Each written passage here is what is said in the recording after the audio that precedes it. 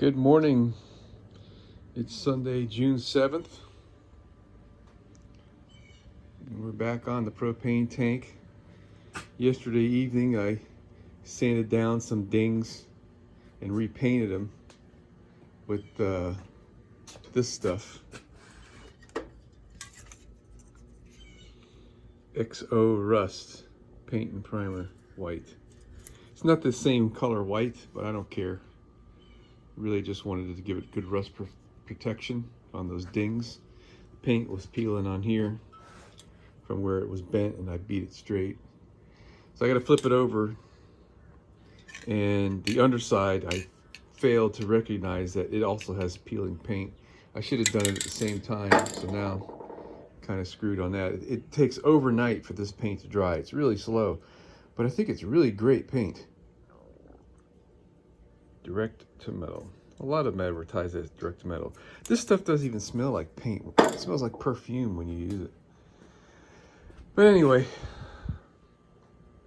painted a few things here and there, and there was some dings on this. I know I'm being anal retentive here, but we're just doing the best we can. So now that it's dry, we're gonna flip this thing up on its mount, I think anyway, and touch up the underneath side. And I'm also, later in the install of this thing, I plan on spraying undercoat spray. I've been very satisfied with this stuff. I think it's a Rust-Oleum product. Yeah, it does a good job. Leaves a nice thick kind of rubbery coating on it. All right, so let me get at it. Okay, we roll her over.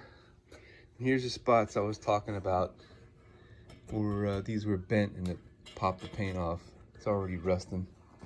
So I want to touch that up. And this is how I received the tank, with these little touch-ups on it. So I'm gonna hit that with a sander. And there's some more here. Again, that's how I received the tank. So, and we got some peeling paint over there as well. So I'm not really actually sure how I'm gonna do this, because I certainly can't work it sitting on that insulation.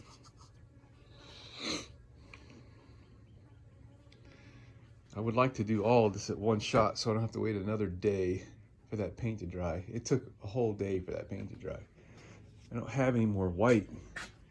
This is the only other white I have, and it's empty. I don't even think there's anything in there. I guess I can, oh look, there's another can of white. Is this the same stuff? This is some no-name Pintura Spraya. I have no idea if this is even any good. Flat white. I'm gonna use flat white.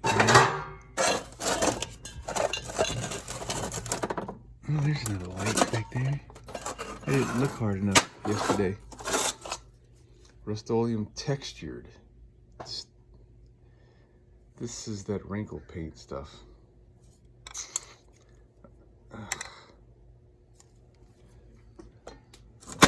Oh well, I guess what I ought to do is just go buy some paint. I got this stuff. The other day I used it on my screen patio. The framing of the screened-in patio. And this stuff worked great.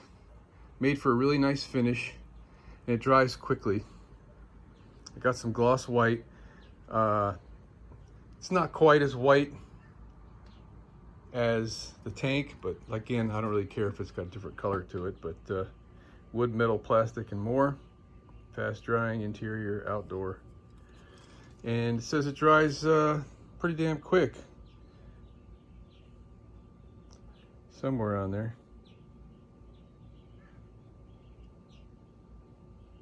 Apply clear.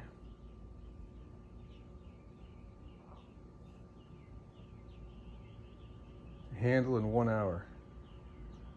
Or fully dry in 24. Well, I guess it ain't that damn quick. But it looked good. I'll go just find something else to do for now, but looks pretty decent. Touched up all the dings and dangs and all the boogers that the other guys did. I think this stuff is powder coated. Matter of fact, I'm just about positive the original paint on this is powder coat. You can tell by the way it sands. It looks like I got a little holiday right there. Let me put some more paint on that. Dang it, I already cleaned the tip. Just a little FYI to you guys. I always clean the tip like back to brand new with brake clean. Take the tip off, spray through it, and then spray down in the hole on the can. Where'd that little bugger go? That ought to do. All right. So, gotta clean the tip again. Takes two hands. Sorry, I can't show you, but you get the idea. Put the little hose down in there, let it squirt through, rub that with your finger, clean that all nice and neat, and then squirt down in there. Been doing it for years, and you can have a can of paint sitting on the shelf for a freaking year, and it'll be fine. I have been taking good care with all this stuff. You might notice I got a lot of these guys sitting upside down. A couple of reasons. Mainly because from sitting so long, they rust out on the bottom. And I've had some stuff leak out from sitting so long. So I started putting them on their plastic tops like that. And I think the way the paint settles in the can, it settles where you can rotate like this and the little ball will mix up any solids that have settled, where when you do it this way, it kind of runs into the little straw that is down in there and all the way down onto one side. All right, so obviously we're into the bus. This is behind the rear wheel where the propane tank is going. And I want to attach onto this support beam here a metal guard to keep any of the stuff that's slaying off the wheel from hitting the propane tank. So I got my trusty tape measure out. I'm going to figure out what I need. I'd like to come down here and come over to I don't know what on this side and attach to I don't know what up there. Probably put a piece of angle on this facing, you know, down, so I can attach the metal to the angle on that, at least for a piece of it, and then onto this. So the top will be fine, the side will be fine. It's just figuring out how to do this side because there's nothing here to connect to except the chassis. And I really don't want to drill the chassis, especially, well, I guess I could go underneath this nut here, put another hole, and then put a piece of angle. Not sure how that all lines up, but yeah, we're behind the suspension. So by my training from decades ago, you can drill the frame anywhere you want once you get behind the last spring hanger. In this case, we got airbag, so it's, I guess those last bolts where the airbag is. I mean, I've drilled the frame before up there where the compartments went on, and I just followed the spacing from around the corner that the OEM bolting was put in, and you know you're going to be okay with that. And you don't ever drill this flange forward of your I guess rear of the rearmost spring hanger on the rear axle and forward of the forwardmost spring hanger on the front axle. So that's what I was taught, and that's what I do.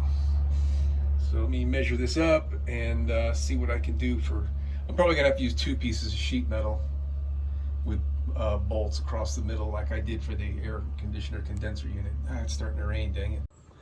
All right. I don't know where I got it from, but I found the strength to install the tank back after the paint dried. And this is just sitting there.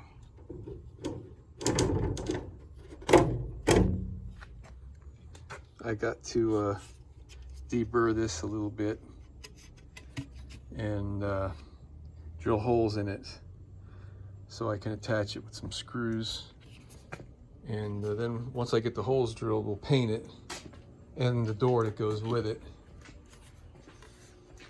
So we're really close to getting that done. And the doors up, the doors up there. I'm installing it where the door swings down. So when it's time to fuel that thing up, the door will just hang out of the way.